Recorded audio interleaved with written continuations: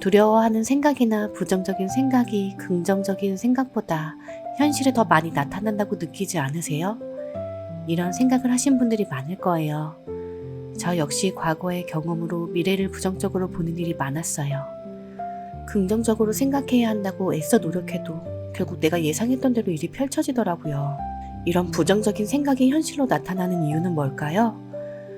우리의 마음 깊숙한 곳에 자리 잡은 근본적인 불안함 때문이에요. 인간의 의식은 원래 나는 이 몸이다 라는 인식에서 시작돼요. 이건 이원성과 분리감을 바탕으로 해요. 우리는 본능적으로 자신을 세상과 떨어진 독립된 존재로 느끼게 해요. 그래서 항상 자신을 보호하고 지키려는 마음이 집요하게 나타나요. 이 본능은 원시시대 때부터 이어져 내려온 생존 본능과 깊이 연결되어 있는데요. 야생동물이나 자연재해 같은 위험 속에서 살아남으려면 위험을 감지하고 대비하는 능력이 필수적이었기 때문이에요. 이러한 생존 본능은 오늘날에도 우리의 무의식 속에 남아있는데요. 예전같이 야생동물 등한테 해를 당할 위협은 많이 사라졌잖아요. 그래서 신체적 위험이 정신적 불안과 경계심으로 옮겨가 마음을 다치게 하고 있어요. 우리의 마음은 자신이 불완전하다고 느낄 때 불안함을 쉽게 느껴요.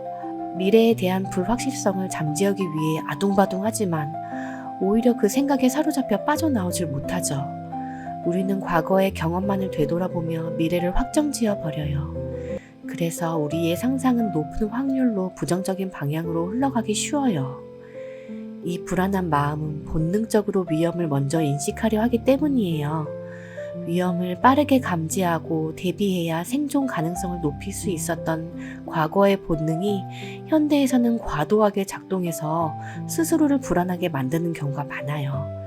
부정적인 예감이 많는 이유는 바로 이러한 근본적인 불안함에 있어요. 불안함이 부정적인 그림을 그리고 그것이 현실로 나타날 것처럼 느껴지게 해요.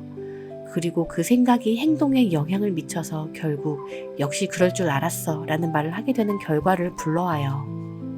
그렇다면 부정적인 예감을 어떻게 다루어야 할까요? 부정적인 예감은 우리의 마음이 보내는 신호예요. 지금 이 부분이 불안하니 돌봐줘 라고 자기 속삭이는 것이죠. 이 신호를 억누르기보다는 그 감정을 인정하고 이해해 줘야 해요.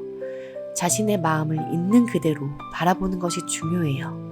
슬픈 불안감에 빠진 자신을 비난하거나 억누르지 않고 내가 지금 불안해하고 있구나 하고 알아차려 보세요. 마치 어린아이를 다독이듯 따뜻한 마음으로 자신에게 말해보세요.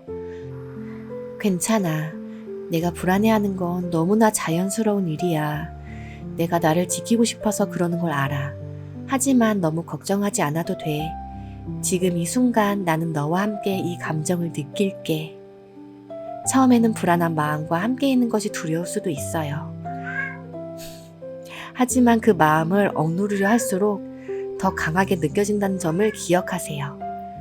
불안한 감정을 인정하고 받아들이면 점차 마음이 안정되고 부드럽게 바뀔 거예요. 그리고 그 감정은 전혀 다른 모습으로 나와 함께 할 거예요. 미래를 상상할 때 너무 완벽한 그림을 그리려 애쓰지 마세요.